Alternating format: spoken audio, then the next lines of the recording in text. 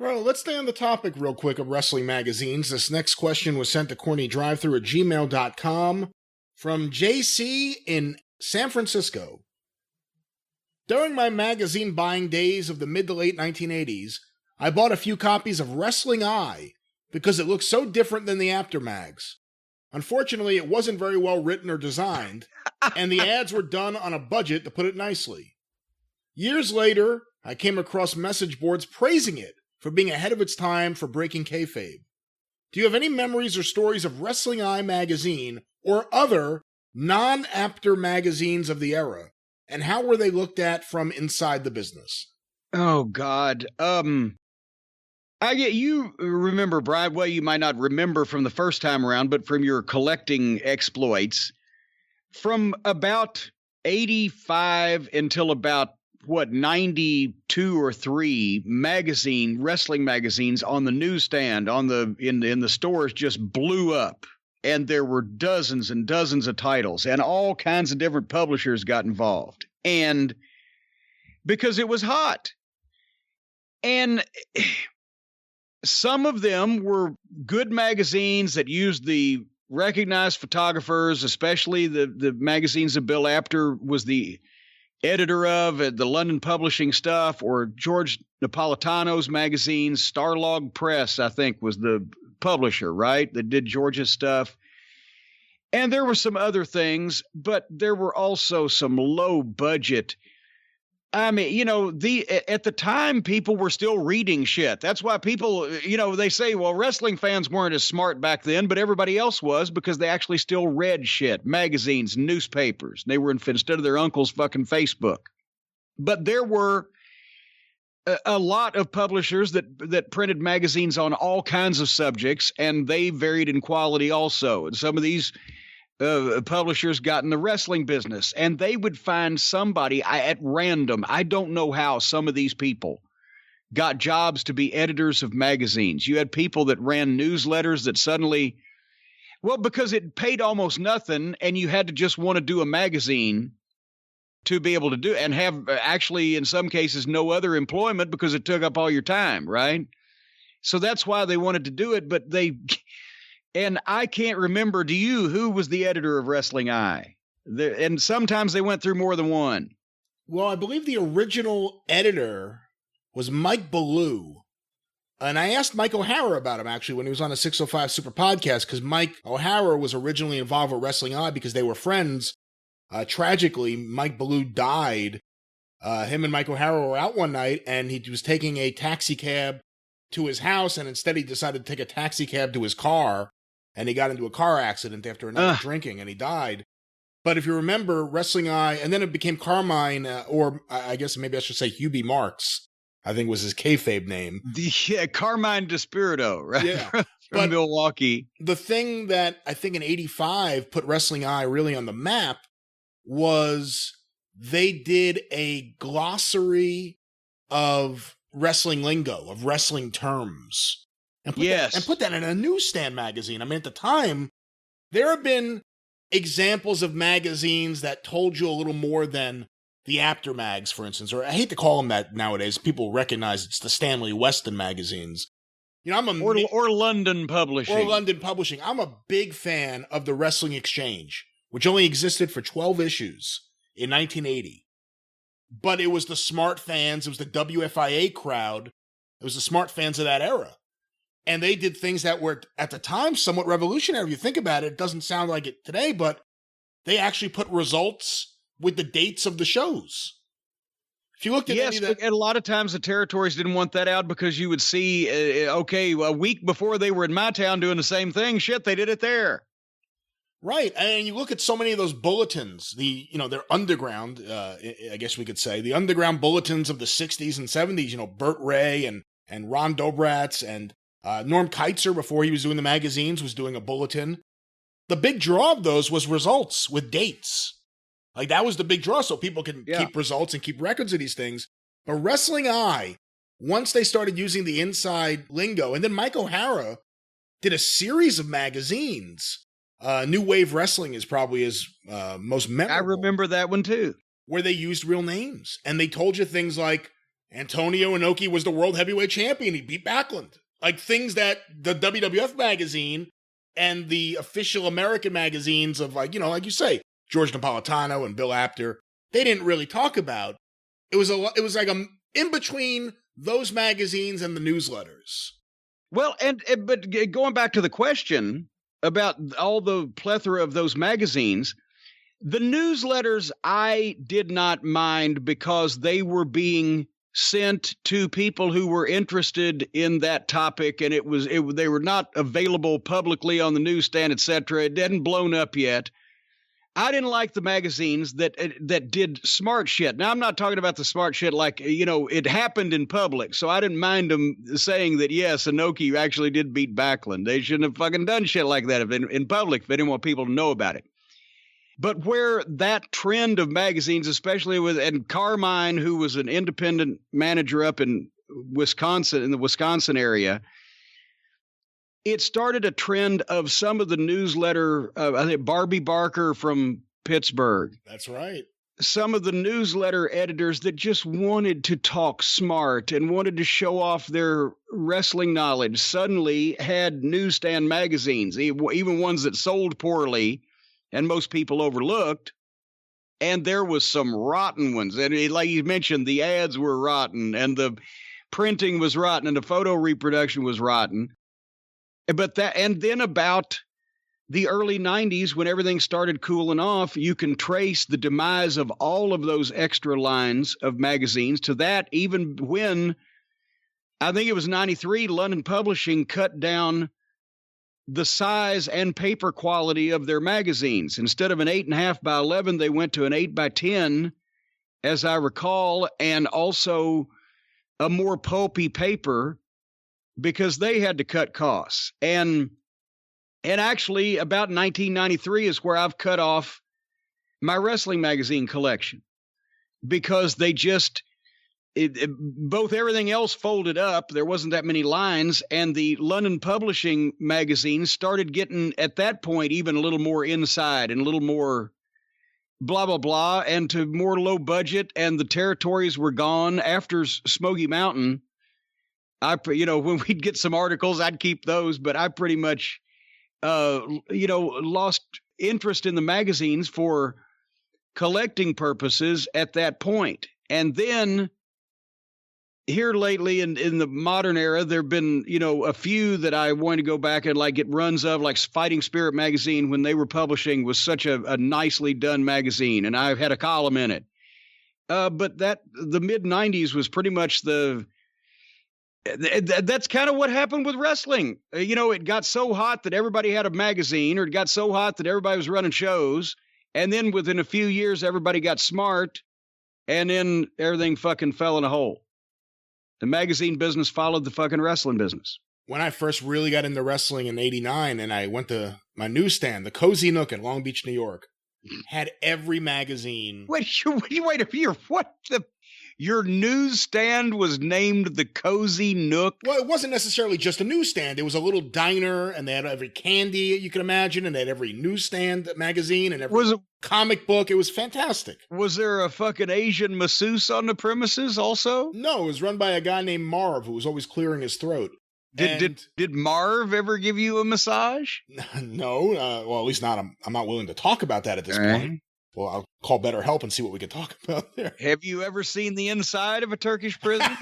But I went in there, got into wrestling, wanted to get a wrestling magazine, and at that time there were so many out there. The one I ended up buying was the WWF magazine with Ted DiBiase on the cover, because it was the one that looked the least seedy out of all of them. Some of them just looked dirty, and I didn't know what to expect. And the other thing was, at that time, I knew the WWF guys. I didn't know all of the, like, if you had NWA guys on your cover, okay. I was just starting to see these guys too. But like, if you had guys from Memphis, like if Lawler was on the cover, I had no idea who Jerry Lawler was yet. God forbid you had someone that wasn't even in those categories, either Memphis, NWA, or WWF. I didn't know what to think. But there were so many magazines. I mean, legitimately, there was the WWF magazine. There was between, I'm going to guess, 4 and 6 Apter mags, because there was Inside Wrestling, The Wrestler, Pro Wrestling Illustrated, Sports Review Wrestling, maybe an annual or two were still up. Napolitano had superstar wrestlers, then there was the big size superstar wrestlers, and then there were a few other magazines under the Starlog. There was Wrestling Eye, there was Wrestling's Main Event, there was the Mike O'Hara magazines. I think there were 2 or 3 at that time.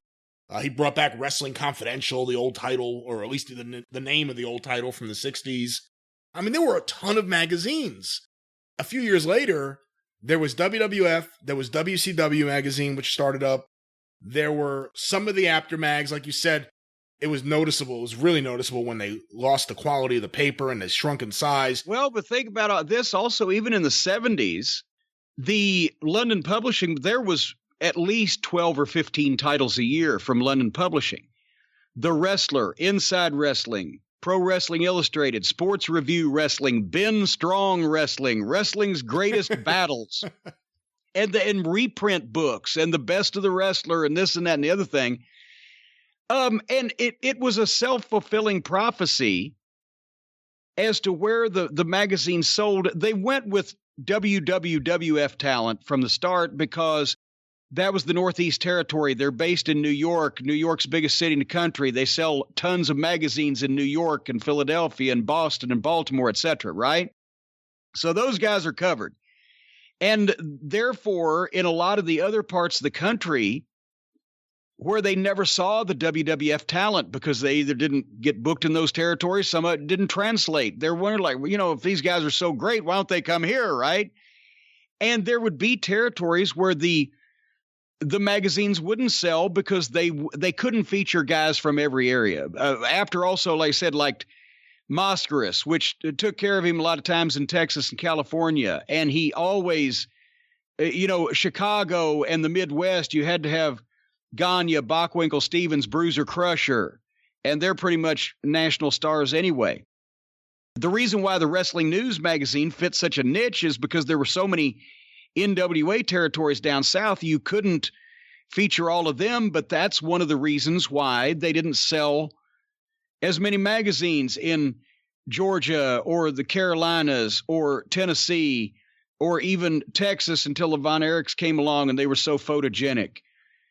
If you didn't feature the guys in your local territory, they weren't going to buy the magazines. And the reason how I found my first wrestling magazine was by that principle. I was in a used bookstore downtown in Louisville searching for comic books. I didn't know there was such a thing as wrestling magazines.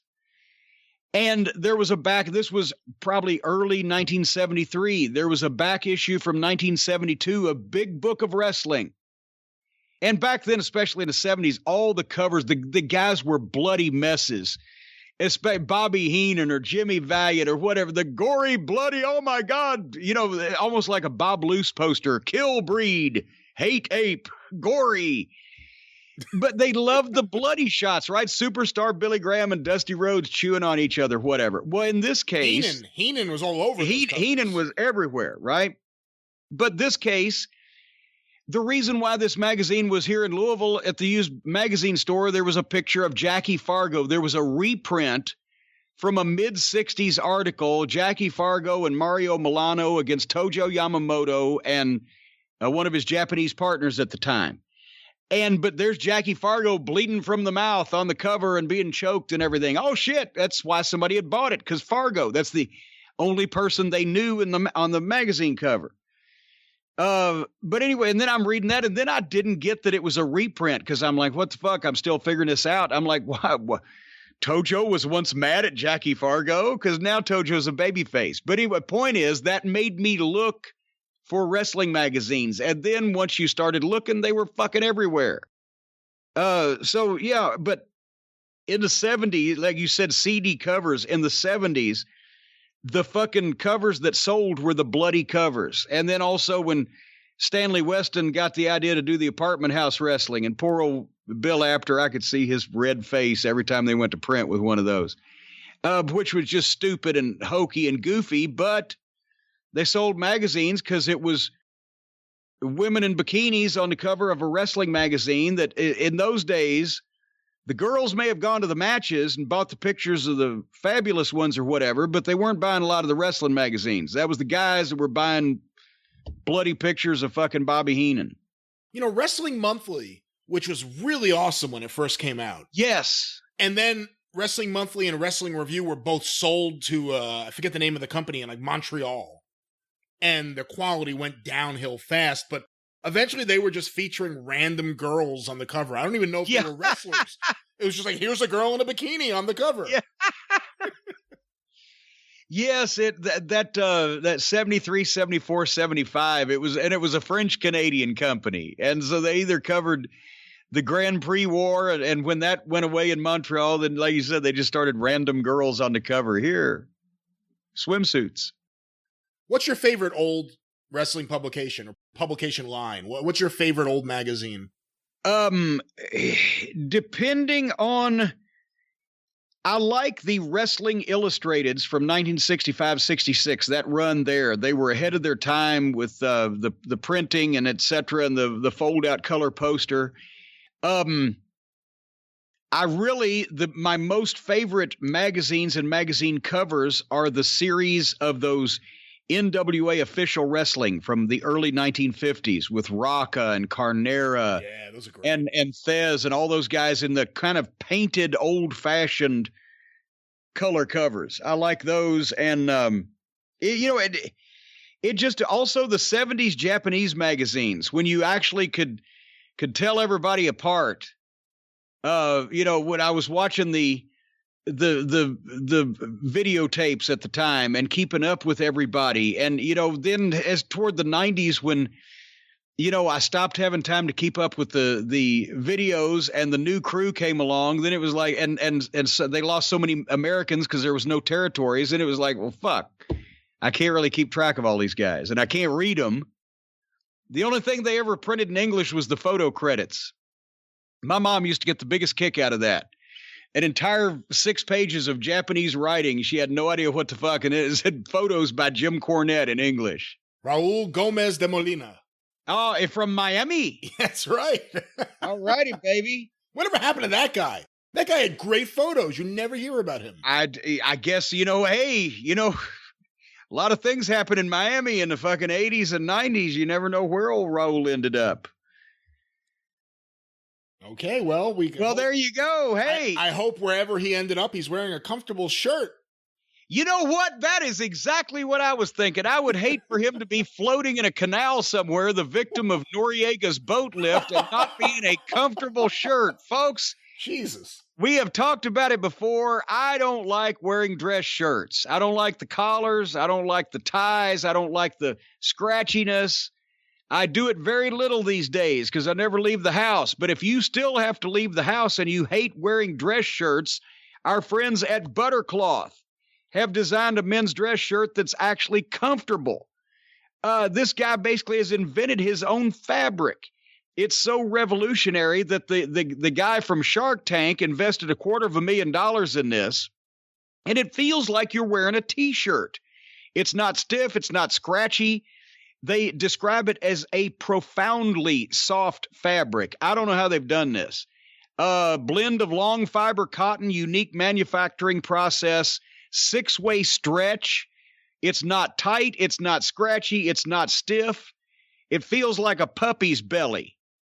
As a matter of fact, every once in a while, you might just want to just feel this and it'll calm you down. Anyway, the patented process infuses cotton with organic mint fibers and features the natural cooling effect of mint. So you look good and stay cool even in the summertime. They're breathable, long sleeve, short sleeve, regular and tall, whether you're 6'6", whether you're portly or stout, whatever the case, they've got a range of sizes. And if you go right now to Buttercloth, Butter, soft as butter, buttercloth.com/JCE, you'll get 20% off your first full price order.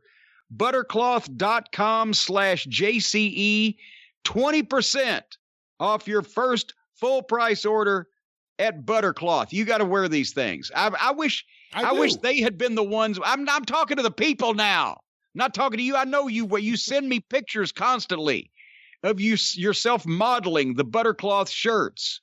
I just don't know where you're getting those those summer tennis skirts from the Keith Lee collection. You're wearing a... But anyway, I wish these guys had made the straitjacket that they put me in at the Great American Bash 88 when I was up in that cage, because that thing was stiff and scratchy. And when I had my hands tied down, I couldn't scratch my nose, and I couldn't scratch my armpits. I couldn't scratch my balls. Well, you wouldn't need to scratch if your straitjacket was made by Buttercloth. They need to get on that.